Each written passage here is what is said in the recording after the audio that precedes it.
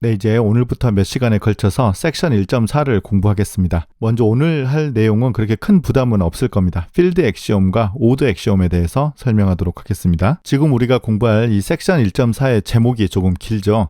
The List Upper Bound Property인데요. 섹션 1.4에서는 크게 세 가지 성질을 공부하도록 할 겁니다. 필드 엑시옴, 오더 엑시옴, 그리고 컴플리트니스 엑시옴이에요. 그래서 오늘 강의에서는 가장 간단한 이 두 개를 먼저 공부할 거고요. 이 컴플리트니스 엑시옴이 조금 어렵거든요. 이것의 이제 다른 말이 The List Upper Bound Property입니다. 그래서 섹션 1.4의 목표는 사실은 이 컴플리트니스 엑시옴을 잘 이해하는 겁니다. 그리고 최종 목표는 우리가 잘 알고 있는 이 실수 집합이 위에 세 개의 성질, 필드 엑시옴, 오드 엑시옴, 컴플리트니스 엑시옴을 다 만족한다. 네, 이 사실을 설명하는 것이 섹션 1.4의 최종 목표가 되겠습니다. 그러면 이 해석학 시간에 이제 쓰는 기호를 좀 우리가 약속하도록 할게요. 이건 이제 지난 시간에도 했지만 자연수의 집합은 이렇게 대문자 n이라고 쓰겠습니다. 1, 2, 3 이런 것이죠. 그래서 영어로 이제 보통 positive integer 또는 natural numbers 그렇게 씁니다. 그리고 이제 이 자연수의 집합에 각 원소에 마이너스를 붙여주고 또 0까지 이제 포함된 이 집합을 우리가 정수 집합 G라고 쓰는 것이죠. 그리고 자연수 A와 정수 B에 대해서 A분의 B 형태를 우리가 rational numbers Q라고 쓰는 것이죠. 그런데 사실은 우리가 중고등학교 때 너무 자연스럽게 생각했던 실수 있잖아요. 이 실수를 정의하는 것은 한 번도 생각해보지 않았던 내용일 거예요. 그래서 사실은 이 실수를 정확하게 정의하는 것은 매우 어려운 일입니다. 그래서 이 1.4절에서는 이 위의 세 개의 엑시옴을 만족하는 것을 그렇게 실수라고 생각하는 것입니다. 그래서 실수만 잘 넘어간다면 복소수는 또 잘 정의할 수 있는 거죠. 제곱해서 마이너스 1이 되는 수를 여기에 쓰고 x 더하기 루트 마이너스 1 y 하고 여기서 x와 y는 실수인 거죠. 그래서 이제 이러한 형태를 우리가 컴플렉스 넘버스라고 부르는 겁니다. 그러면 먼저 이 필드 엑시옴에 대해서 설명하겠습니다. 이항연산 이런 말은 이제 아마 초등학교 때부터 많이 들어봤던 말이죠. 이걸 명확하게 정의 한번 해볼게요. 이 대문자 F를 임의의 집합이라고 생각하겠습니다. 머릿속에서는 이건 자연수 집합 또는 유리수 집합 또는 실수 집합으로 생각해도 괜찮습니다. 이 항이라는 것이 이제 항이 두 개니까 F 곱하기 F에서 정의되어 있는 함수를 우리가 F에서 정의되어 있는 바이너리 오퍼레이션, 이걸 이제 우리말로 이항연산이라고 하는 거죠. 예를 하나 들어보겠습니다. a, b가 n 곱하기 n에서 정의되어 있을 때 f, a, b는 a 더하기 b 더하기 ab라고 정의해 보겠습니다. 그러면 a, b가 자연수이면 a 더하기 b 더하기 a, b도 역시 자연수가 되는 거죠. 그래서 이제 이러한 함수 f를 우리가 n에서의 바이너리 오퍼레이션 이항연산이라고 부를 수 있습니다. 그러면 이때 여기 이름에 있는 이 필드를 정의할 거예요. 집합 F가 있고요. 이 F에 이항연산이 두 개 정의되어 있을 때 우리가 필드라고 부를 겁니다. 그래서 첫 번째 연산을 더하기라고 우리가 쓰고요. 두 번째 연산을 이렇게 곱하기라고 점을 찍어 볼게요. 그래서 집합의 두 개의 연산이 이렇게 정의되어 있는 것을 그냥 이렇게 간단하게 F라고도 쓰겠습니다. 그래서 F가 두 개의 바이너리 오퍼레이션을 갖고 있는데 이 두 개의 바이너리 오퍼레이션이 다음과 같은 8개의 성질을 만족하면 우리가 이 집합을 필드, 이걸 이제 우리말로 번역하면 채라고 많이 쓰죠. 그래서 유리수채, 실수채, 이제 그런 표현을 아마 들어봤을 겁니다. 그래서 이 두 개의 바이너리 오퍼레이션이 정해져 있는데 이제 첫 번째 것을 우리가 이제 더하기, 두 번째 걸 이렇게 곱하기 점으로 찍는다고 했었잖아요. 원래는 이게 함수니까 더하기 a, b인데요. 이걸 우리가 이제 기호를 a 더하기 b라고 이 친숙한 표현으로 쓴다는 것이죠. 그래서 첫 번째 것을 우리가 어디션, 덧셈이라고 부르고요. 두 번째는 a 곱하기 b라고 하고 멀티플리케이션, 곱셈이라고 부르도록 하겠습니다. 그러면 여기 있는 이제 8개의 조건이 뭐냐? 사실 여러분들이 다 잘 알고 있는 것입니다. 하나하나 설명해 보도록 할게요. 앞에 이제 번호를 F1부터 F8까지 그렇게 책에서 붙였는데요. 네, 비슷한 종류끼리 이렇게 묶어봤습니다. 먼저 F1, closed입니다. A와 B의 원소가 이렇게 있을 때 A 더하기 B, A 곱하기 B 한 개 여전히 F에 들어가더라. 이건 아마 당연한 조건 같고요. 두 번째는 이제 커뮤터티브, 교환 법칙입니다. A와 B가 F의 원소일 때 A 더하기 B는 B 더하기 A, A 곱하기 B는 B 곱하기 A가 같다. 세 번째는 associative, 결합 법칙입니다. 세 개의 원소 A, B, C가 있을 때 연산이 같은 게 있을 때는 어느 걸 먼저 해도 상관없다는 거죠. 그래서 B 더하기 C를 먼저 하고 A를 더하나, A 더하기 B를 하고 C를 더하나, 그리고 여기 곱하기도 마찬가지로 B 곱하기 C를 하고 A를 곱하나, A 곱하기 B를 하고 C를 곱하나 다 같다는 것입니다. 그리고 이제 마지막 8번째 distributive law, 이 분배 법칙을 제가 먼저 써봤어요. 세 개의 원소가 있을 때 A 곱하기 B 더하기 C와 A 곱하기 B 더하기 A 곱하기 C가 같다는 것입니다.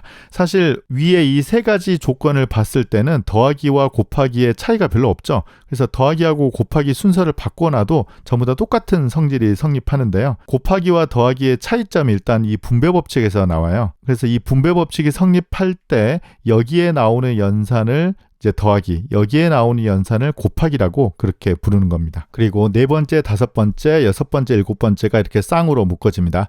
네 번째는 덧셈에 대한 항동원입니다. 이 F에 어떤 원소가 하나 존재하는데요. 이 F에 있는 모든 원소를 가지고 오더라도 A와 이 원소의 합이 자기 자신 A가 된다는 것입니다. 그래서 우리가 이 원소를 우리가 덧셈에 대한 항동원이라고 부르는데요. 그래서 우리가 이제 유리수나 실수 집합에서 이 덧셈에 대한 항동원을 0이라고 쓰는 거잖아요. 그래서 지금 우리는 이제 임의의 그 필드를 정의를 하는 거니까 0 sub F라고 그렇게 쓰도록 하겠습니다. 그래서 이건 우리가 이제 유리수나 실수에서는 우리들이 잘 알고 있는 0입니다. 이번에는 이제 덧셈에 대한 역원을 공부하겠습니다. F에 있는 임의의 원소 A에 대해서 A 더하기 B를 계산했더니 위에 이제 덧셈에 대한 항동원이 나오는 이러한 B가 항상 존재한다는 것입니다. 그래서 이 B를 우리가 이제 기호를 -A라고 쓰는 거죠. 그리고 이제 곱셈에 대한 항동원을 생각을 하는데 이 4번과 이제 비슷한 구조이죠. F에 어떤 원소 하나가 있는데 F에 모든 A를 가지고 오더라도 이 A와 그 원소를 곱했을 때 자기 자신이 되더라. 아까는 이제 덧셈이었고 이번에는 곱셈입니다. 그래서 이제 그 원소를 우리가 1F라고 그렇게 쓰는데요. 여기에 이상한 가정을 하나 줘요.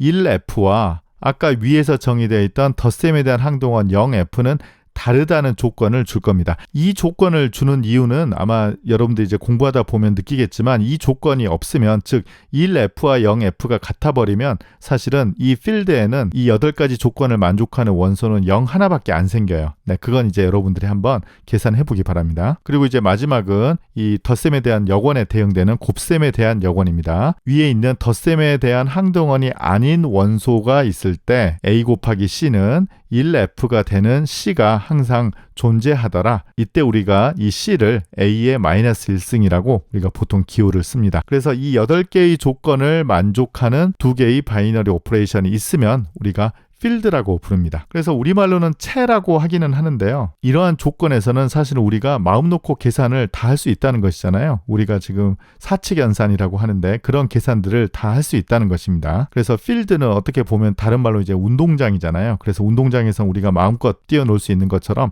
이 필드에서는 사칙연산 계산을 마음껏 할 수 있습니다.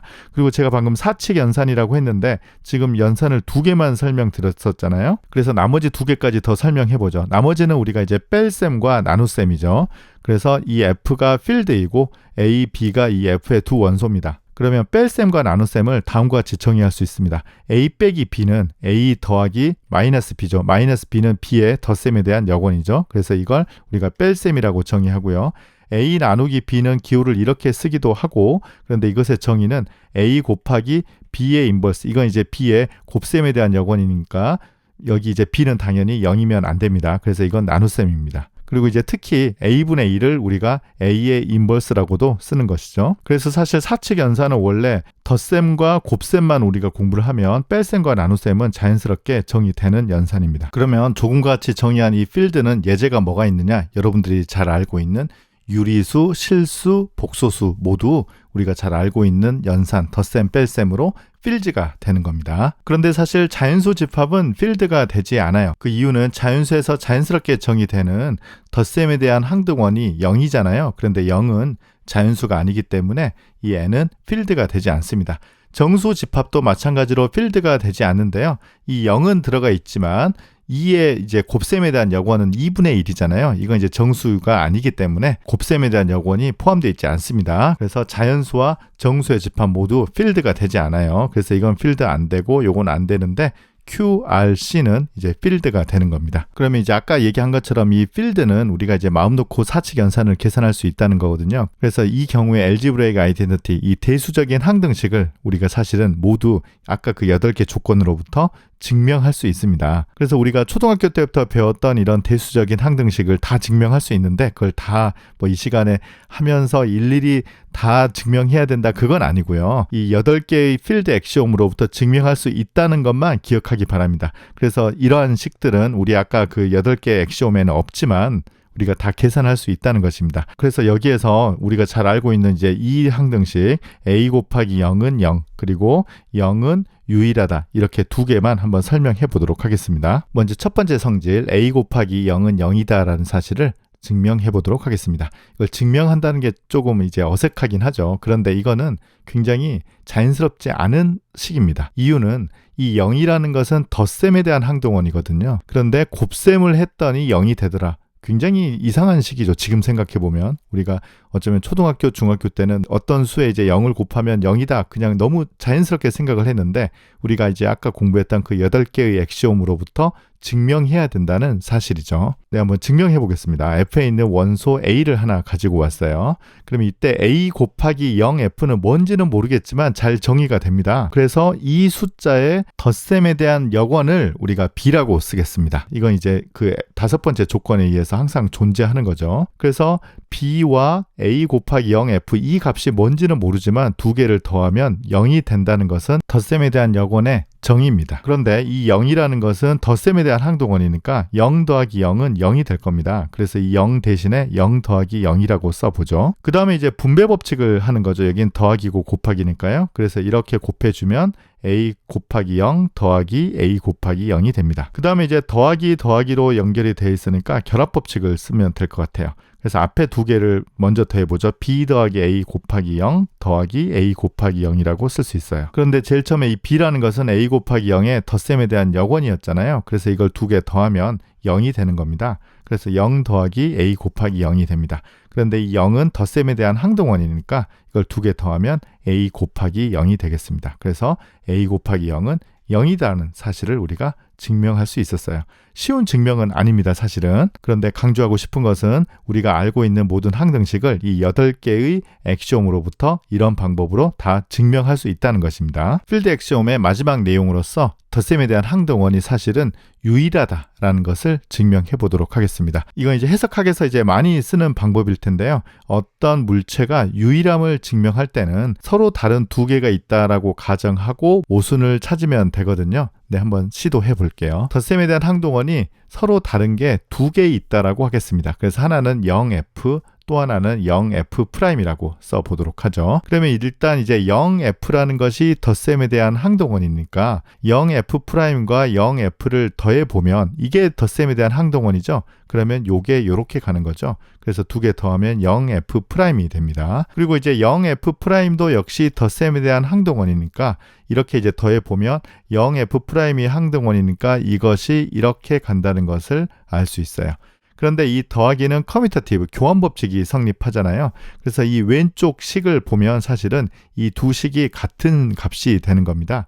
그래서 이 오른쪽이 같아야 돼요. 그래서 0F와 0F'이 같다라는 것이죠. 그런데 처음에 우리가 가정하기를 다르다라고 가정을 했었잖아요. 그래서 여기에 모순이 됩니다. 그래서 제일 처음에 다른 게 두 개 있다라고 가정한 데서 모순이 생겼기 때문에 이 덧셈에 대한 항동원은 유일하다는 것을 보일 수 있겠습니다. 이렇게 이제 보이는 방법은 우리가 수학에서 많이 쓰는 방법이기 때문에 잘 기억해야 될 것 같아요. 이번에는 이제 두 번째 개념인 오더 엑시옴 설명하겠습니다. 이건 이제 상대적으로 내용이 좀 짧습니다. 이제 F는 무조건 필드예요. 앞에 필드 엑시옴 8가지 성질을 만족하는 두 개의 바이너리 오퍼레이션이 있습니다.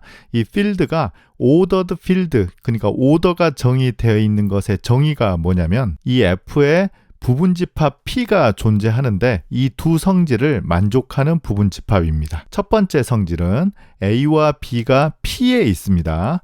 F가 아니에요. P에 있는데 이 두 원소를 더해도 P에 들어가고요. 곱해도 P에 들어갑니다. 조건을 보면서 왜 P일까를 한번 잘 생각해 보세요. 그리고 두 번째는 F에 있는 임의의 원소 A에 대해서 one and only one, 그러니까 다음 성질 중에서 딱 하나만 성립한다는 것입니다. 그래서 A가 P에 들어가든지 아니면 마이너스 A가 P에 들어가든지 아니면 A는 0이라는 뜻입니다. 지금 이 안에 있는 원소를 전부 다 F의 원소라고 할 때요. 이 F 안에 어떤 부분집합 P가 있어서 F에 있는 원소가 P의 원소가 되든지 아니면 마이너스 A가 이 P의 원소이든지 아니면 A가 0이라는 뜻입니다. 이 세 개의 조건 중에서 반드시 하나만 성립하는 경우가 이 두 번째 조건이 되겠습니다. 어떻게 O1, O2를 보면서 왜 P인지 한번 생각해 볼 수 있었을까요? 밑에 이그젬플을 보면 아마 조금 더 짐작할 수 있을 겁니다. F를 우리가 유리수 집합이라고 생각해 볼게요. 그러면 이 O1, O2를 만족하는 P가 뭐가 있느냐면 유리수들 중에서 양수 있잖아요. 이 양수인 유리수들을 모아놓은 집합을 P라고 하면 이 O1, O2를 다 만족합니다. 이유를 생각해 보죠. 지금 이제 P에 있는 원소 두 개를 선택하면 둘 다 양수잖아요. 그러면 더해도 양수, 곱해도 양수. 그리고 이제 두 번째 조건은 임의의 유리수를 가지고 오면 양수이든지 음수이든지 0이든지 셋 중에 하나만 성립하는 거죠. 그래서 이 예제를 보니까 우리가 직관적으로 이 P라는 이 집합은 아마 파지티브, 양의 개념과 관련 있는 집합 같습니다. 그래서 어떤 필드가 이제 오더드 필드이면 원소들끼리의 크기를 정의할 수 있습니다. 그래서 A가 B보다 크다라는 것을 어떻게 정의하느냐 설명해 보도록 하죠. 이제 F는 필드일 뿐만이 아니라 오더드 필드입니다. 이 F의 두 원소를 선택해 보도록 하겠습니다. 그러면 A가 B보다 크다 또는 B가 A보다 작다라는 것을 어떻게 정의하느냐면 지금 오더드 필드이기 때문에 이 두 조건을 만족하는 서브셋 P가 존재하거든요. 그러면 이것의 정의는 A 빼기 B를 했을 때 P에 들어가면 우리가 A가 B보다 크다라고 정의합니다. 그리고 A가 B보다 크거나 같다 또는 B가 A보다 작거나 같다라는 것은 A가 B보다 크거나 A와 B가 같을 때 우리가 기호를 이렇게 쓰면 될 것 같죠. 자, 그러면 A가 P에 들어간다는 것은 사실은 이 기호로 보자면 A가 0보다 크다는 기호와 똑같은 뜻입니다. 이유를 생각해 볼게요. A가 P에 들어간다는 것은 지금 이 정의에서 B 대신에 0을 대입하면 되거든요. 그래서 A는 A 빼기 0이 되기 때문에 그래서 A 빼기 0이 P에 들어간다는 뜻과 똑같은 뜻이잖아요. 그래서 A 빼기 0이 P에 들어간다라 하면 즉 A 빼기 B가 P에 들어가면 A가 B보다 크다라고 정의를 했기 때문에 A 빼기 0이 P에 들어가면 A는 0보다 크다라고 쓸 수 있는 거예요.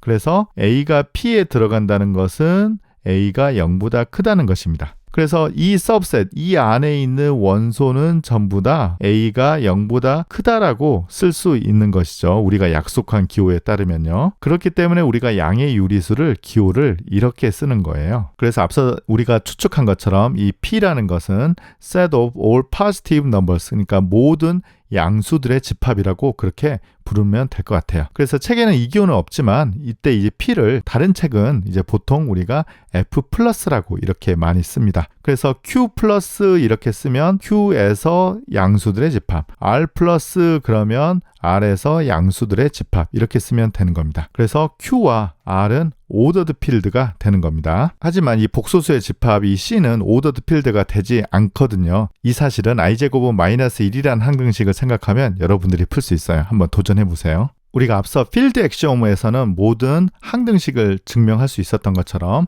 이제 오더 엑시오므에서는 우리가 모든 대수적인 부등식을 증명할 수 있어요. 이 중에 몇 개만 설명해 보도록 하겠습니다. 첫 번째입니다. 이건 아마 초등학교, 중학교 때부터 배웠던 얘기일 텐데요. A가 B보다 크면 A 더하기 C와 B 더하기 C를 이렇게 크기를 비교해 보는데 변하지 않는다. 이건 우리가 잘 알고 있는 거잖아요. 증명해 보도록 하겠습니다. 어떤 사실로부터 증명을 하냐면 오더 엑시옴, 이 서브셋 P를 이용을 해서 증명해 보도록 할 거예요. 일단 A가 B보다 크다는 것은 정의 때문에 A 빼기 B는 P에 포함이 됩니다. 그러면 A 더하기 C와 B 더하기 C를 한번 빼볼게요. 그래서 A 더하기 C, B 더하기 C를 빼보겠습니다. 이제 우리가 필드니까 이러한 사칙 연산은 우리가 마음껏 우리가 알고 있는 식을 활용하면 되는 겁니다. 그래서 이걸 계산해보면 A 빼기 B가 되는 거죠. 그래서 P에 들어간다는 것을 알 수 있습니다. 그래서 A 더하기 C에서 B 더하기 C를 뺐을 때 P에 들어가기 때문에 A 더하기 C가 B 더하기 C보다 크다, 이렇게 결론을 내릴 수 있습니다. 두 번째입니다. A가 B보다 크고 C가 0보다 작으면, 즉 우리가 이제 보통은 음수라고 부르는 거죠. 이렇게 됐을 때는 AC가 BC보다 작다. 이건 아마 초등학교, 중학교 때 제일 처음에 배울 땐 굉장히 어려웠죠. 네, 오늘 증명해 보도록 하겠습니다. A가 B보다 크면 A 빼기 B는 P의 원소입니다. C가 0보다 작다는 것을 0이 C보다 크다라고 이렇게 표현을 해보면 0 빼기 C를 하면 마이너스 C가 P의 원소가 되겠습니다. 그런데 이 5원 첫 번째 조건에서 두 원소를 곱해도 P에 들어가거든요. 그래서 5원으로부터 이 두 수를 곱해 보겠습니다. 그래서 A 빼기 B와 마이너스 C를 곱하겠습니다. 그러면 이제 필드니까 우리가 마음껏 계산을 해볼 수 있죠. 그래서 이렇게 계산을 해보면 BC 빼기 AC가 P에 들어간다는 것을 알 수 있어요. 그러면 BC가 AC보다 크다라고 쓸 수 있기 때문에 이 결론을 얻게 되는 거죠. 이제 마지막 페이지입니다. 세 번째 예제 보겠습니다. A가 0이 아니면 A를 제곱하면, 제곱이라는 것은 이제 A 곱하기 A로 정의를 하는 거죠. A 곱하기 A는 0보다 크다라는 사실을 증명해 보도록 하겠습니다. 이 사실 역시 우리가 중학교 때부터 잘 알고 있던 사실이죠. 일단은 우리가 가정이 A가 0이 아니라고 했기 때문에 5대 액시옴 두 번째로부터 A가 P에 들어가든지 아니면 마이너스 A가 P에 들어가든지 둘 중에 하나가 성립해야 됩니다. 그러면 경우를 나눠서 해보도록 할게요. A가 P에 들어가면 5원의 성질에 의해서 이 두 개 곱한 것을 생각해보면 이것도 P에 들어가고 이것도 P에 들어가니까 두 개 곱한 거 역시 P에 들어갑니다. 마이너스 A가 P에 들어가는 경우도 마찬가지로 마이너스 A가 P에 들어가고 마이너스 A가 P에 들어가니까 이거 두 개 곱하면 이제 필드니까 우리가 알고 있는 식을 쓰면 되는 거예요. A 제곱이 되는데 이 값이 P에 들어갑니다. 그래서 A가 P에 들어가든 마이너스 A가 P에 들어가든 어쨌든 A 제곱은 P에 들어가는 거거든요. 결론이 같죠? 그래서 A 제곱이 P에 들어간다라 함은 A 제곱은 0보다 크다라고 쓸 수 있겠죠. 그래서 마지막인데요. 네, 굉장히 재밌는 결론, 그리고 해석학에서 이걸 우리가 증명할 수 있다는 것입니다. 1은 곱셈에 대한 항동원, 0은 덧셈에 대한 항동원이에요. 그런데 아까 우리가 가정하기를 1과 0은 다르다라고 가정했었는데 둘 중에 사실은 어느 게 크냐면 곱셈에 대한 항동원이 덧셈에 대한 항동원보다 항상 큽니다. 이건 굉장히 이상한 성질이죠. 0과 1을 각각 덧셈에 대한 항동원, 곱셈에 대한 항동원이라고 정의를 했는데 곱셈에 대한 항동원이 덧셈에 대한 항동원보다 항상 크게 된다는 것입니다. 증명, 우리가 지금까지 한 사실을 이용하면 됩니다. 필드 액시옴의 6번째 가정에서 아까 얘기한 것처럼 1과 0은 다르다라고 우리가 가정을 했었잖아요. 그런데 방금 이 C번에서 A 대신에 1을 한번 대입을 해 보겠습니다. 그럼 1과 0이 다르기 때문에 A 대신에 1을 대입해주면 1F를 두 번 곱한 것은 0보다 크다라는 사실을 이 C번에서 얻을 수 있는 거거든요. 그런데 1을 두 번 곱하면 1이 곱셈에 대한 항동원이기 때문에 1이 된다는 것을 알 수 있죠. 그래서 1이 0보다 크다라고 증명을 하는 겁니다. 굉장히 멋있죠?